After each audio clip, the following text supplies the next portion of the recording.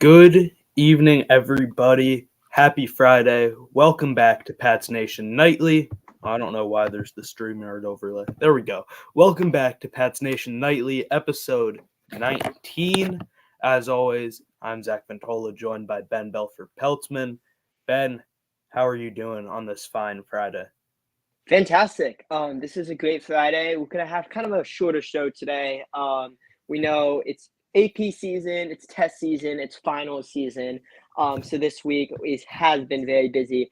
But today we're just going to take a quick look at the schedule, give out instant reactions. We'll probably go to about 4:30 today. So it's not, again, 25 minutes. So it's a huge show, but we appreciate all of you guys for listening and tuning in. Yeah, huge at the AP Physics today. I'm sure you had a bunch, but that's besides the point. Let's just jump right into it. We're going to be going over the Patriots schedule and our reactions to that. So let's just jump right into it. Starting out, the Patriots got week 1 away against the Cincinnati Bengals. And I think that is pretty much best case scenario because you're going to play the Bengals. We already knew who the Patriots were going to have to go against.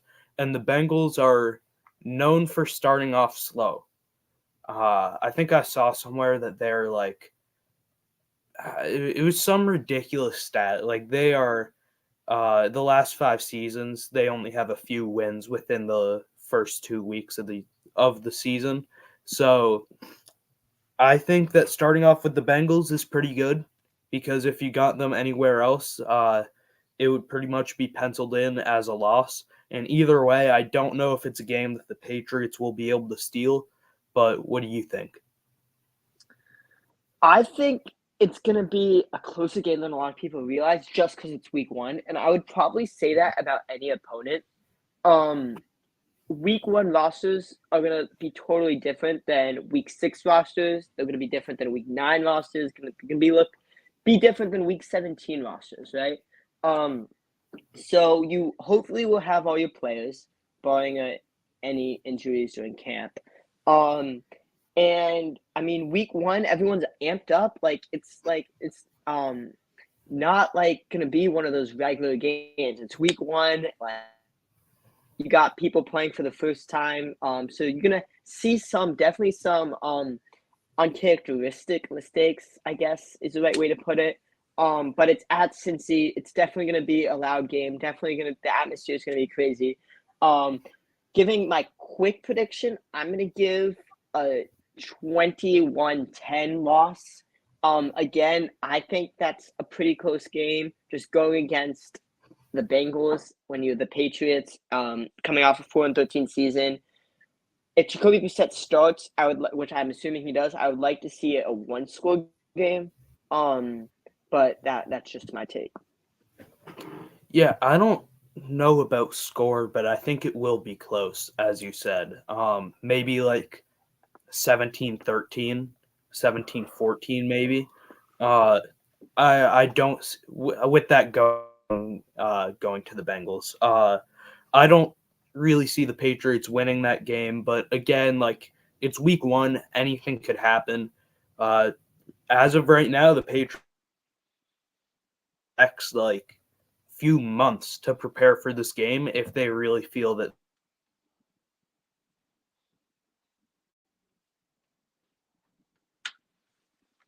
I'm somewhat confident that they could make it a close one. Now, moving on to week 2 against the Seattle Seahawks, the Patriots home opener. Ben, what do you think?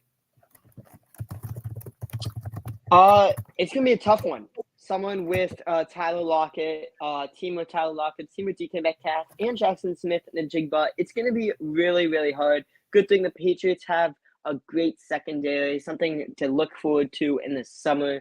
You have Christian Gonzalez coming off injury. You have a veteran, Jonathan Jones. You have a bunch of players who can match up against some of these talented receivers on the Seahawks. Hopefully the Patriots nail it out here at home. Like that's like get back to 500. I don't think. I mean, it's like these are like it's all subjective. I don't really think it's gonna be like an easy game for the Patriots at all. I think the Seahawks are an incredibly talented team. I think they're a team that's really underrated. And it's gonna be really hard to get a good win against them. Yeah, I agree. I think they are a very underrated team. Gino is he's not a top 5 quarterback, a top 10 quarterback, but he can get the job done. Really good receiver room, just a pretty good defense too. Like the Patriots probably will not be able to pull that win off. I think the Seahawks are a worse team than the Bengals, but I also think that the Patriots have a better chance of beating the Bengals just because of it being a week 1 matchup and the Bengals usually starting the season off slow, as I said before. So I think with the Seahawks, again, home opener for the Patriots, but maybe a 30 to 10 loss, 30 to 17, something along those lines. Like, I don't think it'll be particularly close. Yeah. Moving on here to their next game, the only primetime game of the season, not counting the Jets and not counting any changes in week 17 or 18 when times are TBD right now, is going to MetLife, facing off with Aaron Rodgers and the Jets on Thursday Night Football. This would be week 3. Now, the Patriots lucked out last season and didn't have to play Rodgers on the Jets. And they won that first game by a lot, right? And had no trouble there. And then the snow game at the end. And they obviously what? Zach, were you saying something? Oh no, I just froze up for a second, but no, I didn't. No, you're good. Anyway, all I was saying is it's definitely gonna be tougher with Aaron Rodgers coming. They're building around. They had a great draft. They have a lot of young players to shine. And it's Thursday Night Football, so hopefully they can not avoid going 0-3 here. But it's definitely going to be. Yeah, like you'd said, the only primetime game for the Patriots this season, and it's on Thursday night, which we all know, like, Thursday night football is bad football. It is usually, like, 2 not very good teams facing off against each other, usually, and you're on a short week. You only get a few days of rest, a few days of practice, so it's very sloppy football. And I could maybe see the Patriots capitalizing off of that. It'll be a somewhat close game, I think, similar to the Bengals, but I don't know if they pull it off. Either way, I do think that it'll be a good one just because it'll be pretty close. But that'll be one where all eyes are on the defense. So who wins the defensive battle? Maybe it's turnover or a pick six or whatever that may be. That's really the difference. I think that'll be something to watch for, and it's still early, but it's something to watch for that game. I'm gonna just throw this up real quick from the chat. You are not crazy to say that. I was saying it before. I do think that it is a possibility. Now moving on to week 4 against the 49ers, that's a loss. I don't have much to say for that. The 49ers are one of the best teams in the NFL, tons of talent. I don't see how the Patriots offense can really score against that defense, and I don't know if the Patriots defense will be able to stop that 49ers offense. Yeah, if there was a game to, let's go to my kids' t-ball game. Let's do some yard work. So golfing. Let's go golfing in the afternoon. This would be the week. I think this is going to be a total bloodbath. Yeah, September 29th, mark it on your calendars to maybe skip Patriots football for the afternoon. I'll still be watching. Say You'll still be watching, but won't be a great one. So just going back really quick, the Bengals and Seahawks game is both at 1. Of course, the Jets game is at 8:15. This 49ers game is the first late window game on Sunday. It's a 4:05 start. Something to keep an eye on. Now going to the first division game of the season. You are hosting the Miami Dolphins. You know what I always find strange is Miami always comes to England in the beginning of the season when it's still like the weather doesn't affect it as much. Like it's very it's not as crazy as New England weather in January, December, whatever. But the Patriots are always going to Miami late in the season, and I don't know. That always catches my eye. How like Miami always gets to come to New England early, but Patriots always go there late. Anyway, this is another tough one. Just looking at the schedule, I mean, all these games are going to be really, really tough. And that's why Vegas has the Patriots win total at 4.5. It seems low, but their schedule is just so hard. They also have the Patriots individually in games. I didn't check this, so I'm not sure if it's true, but I did see somewhere that in each game the Patriots are the betting underdog. Yeah. Yep. So it's the Panthers and the Patriots. That's it. Yeah. So they got OBJ. I don't know how big of a help that's going to be. Either way, this is going to be another grind game to win against the Dolphins. Yeah. Again, it's the defense will have to step up, and that's going to be really the whole season. But the Dolphins have a heck of an offense. The Patriots hopefully will have a heck of a defense. Yeah, I don't really see the Patriots winning this game. Week 5 matchup, really difficult start to the season with those first 5, and then now coming up after this, we're going to talk about the Texans. But yeah, not a game that I would be super confident about. Now moving on to week 6. Like I just said, at home against the Houston Texans, October 13th. CJ Stroud coming off of a monster rookie season. Texans got Stephon Diggs. They have a ton of firepower on offense. They got Joe Mixon too. A lot of firepower on offense, really gearing up for a Super Bowl run. I don't see the Patriots, a team who just went 4-13, really being able to compete with that. So I would also pencil this one in as more than likely a loss. Yeah, and they just got one of the best receivers in the NFL, in Stephon Diggs. So they're going to be good on defense. They're going to be good on offense. Good at everything this year. Yep. I think Stroud has a chance to solidify himself on the same level as Joe Burrow and Lamar Jackson and Josh Allen. I think I would take him over a lot of QBs right now. I would take him over Herbert. I would take him over I'll take him over Stafford. For sure. Obviously, but there's a lot of quarterbacks. I'd take him over Purdy, of course. Mm-hmm. There's a lot of quarterbacks. I'm just trying to think off the top of my head. Right now, I would take him over Aaron Rodgers. Even if it was for 1 year, I would take him over Aaron Rodgers. I'd take him over Mayfield. So I think he is going to be a really, really good quarterback this season. And another tough game.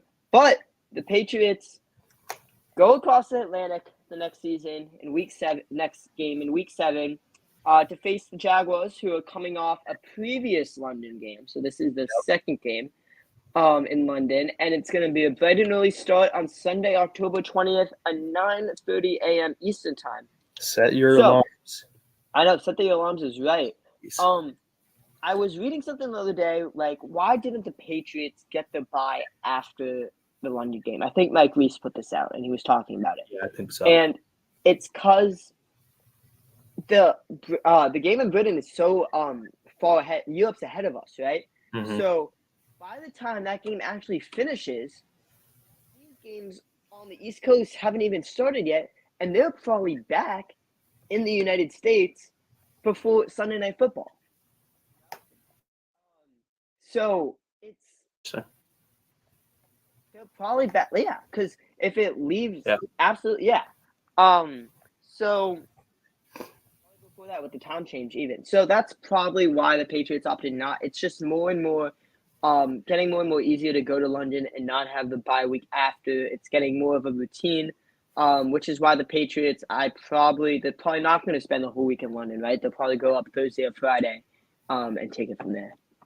Yeah, and they so they did opt to not take the bye week after London. That was their choice. The teams playing international games have the option: do you want to have your bye week right after this game, or do you not want to? And Patriots opted not to, like you'd said.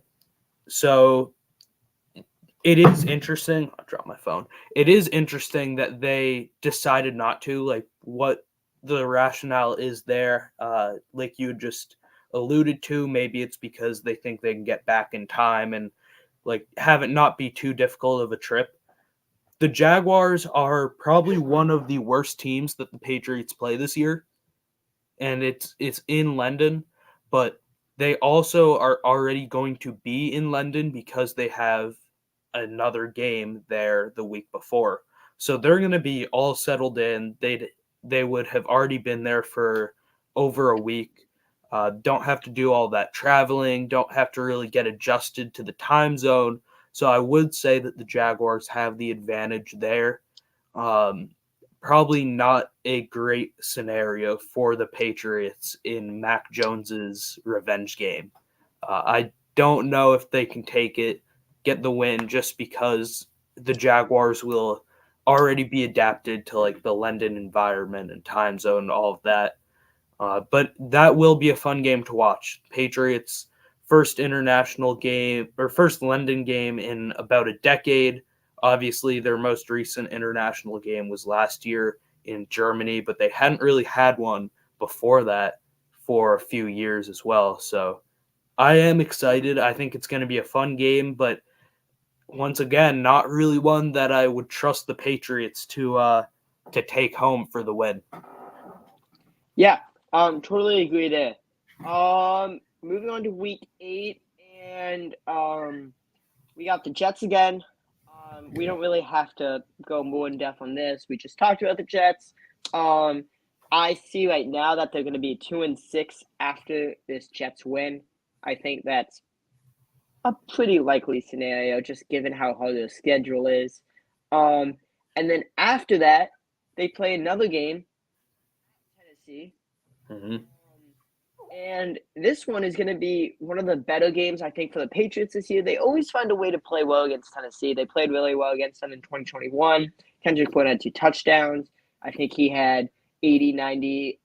I don't think he got to 100. 80, 90 receiving yards. He played really well.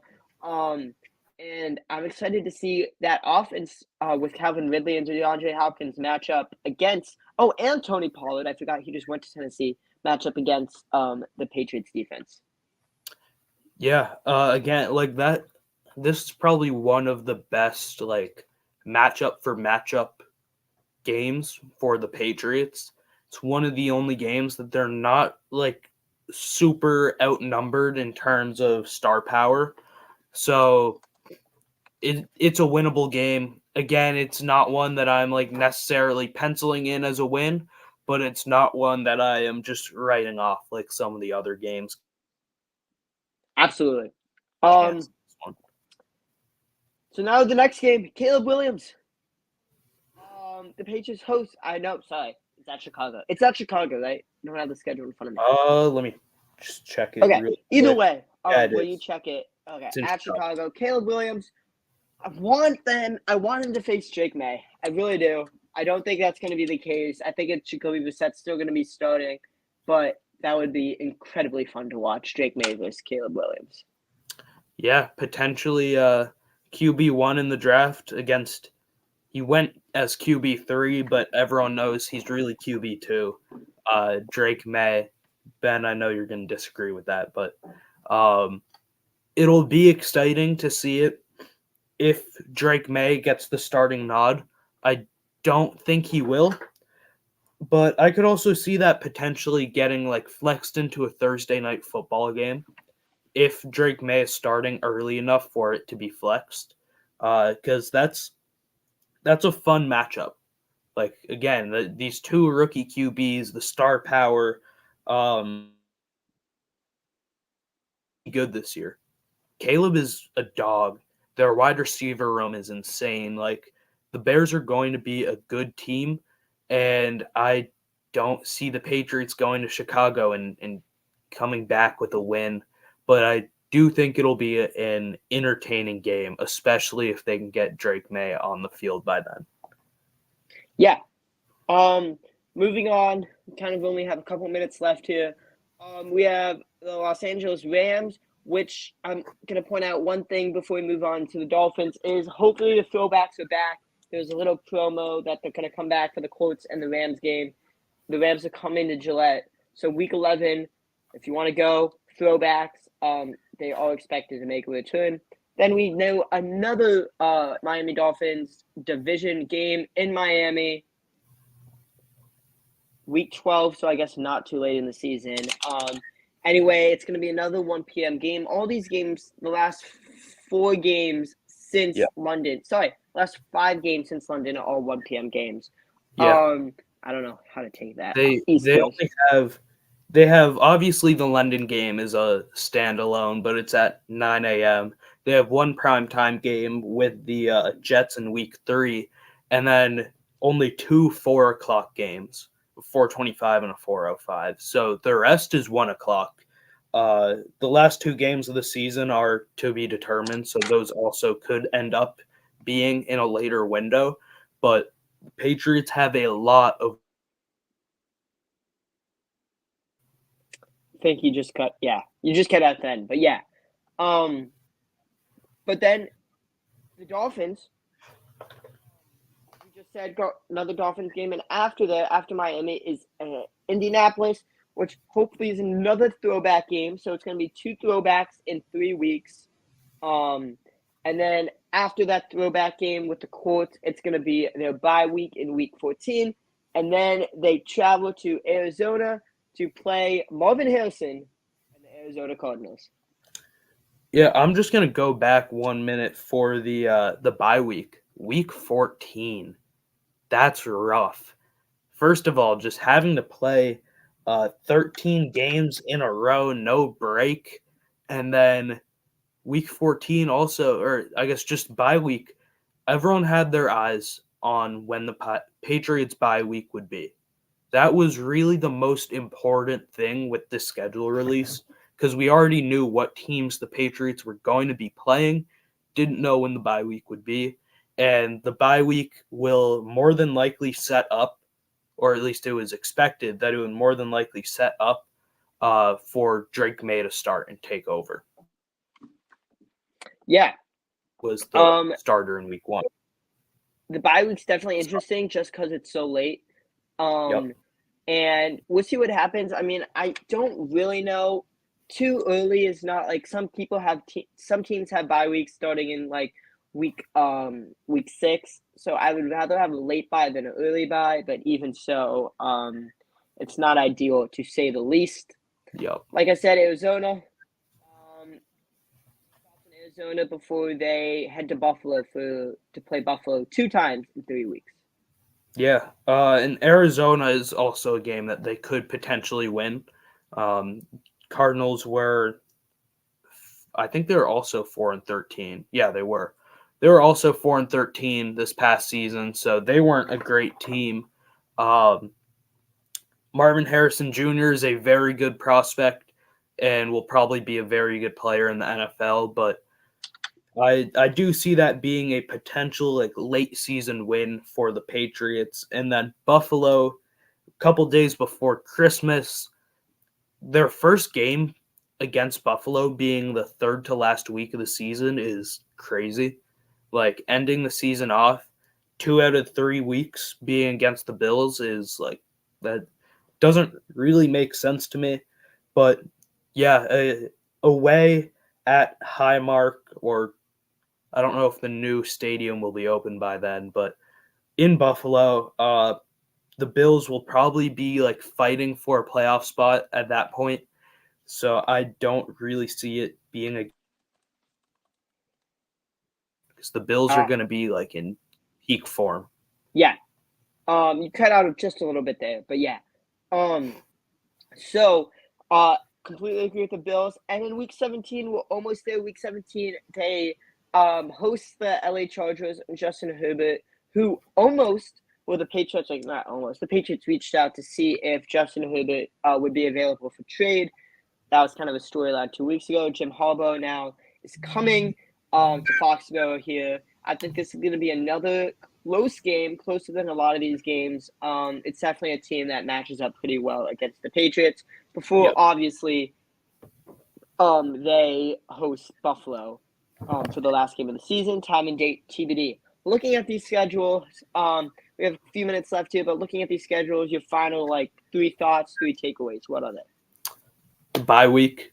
Of course, I talked about it a minute or two ago, but just the bye week being week 14 is not the best case scenario.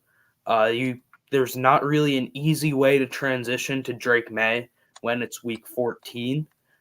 I would say the Buffalo games would be the Buffalo games just being so late in the season uh, is weird and not great because the Bills are more than likely not going to be like the powerhouse that they've been in the last few years.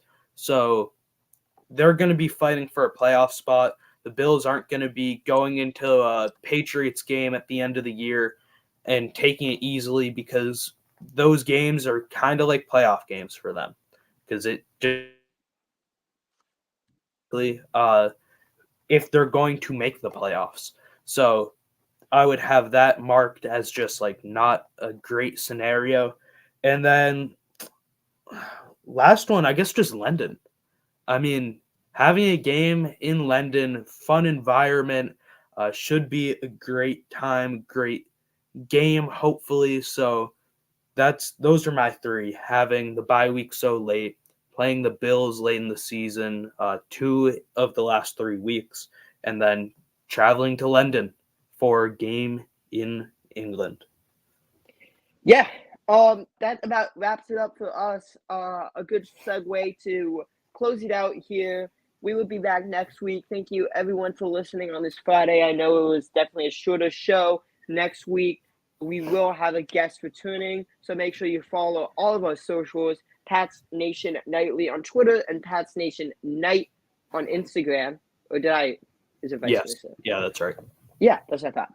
Anyway, make sure to follow us there. You see that?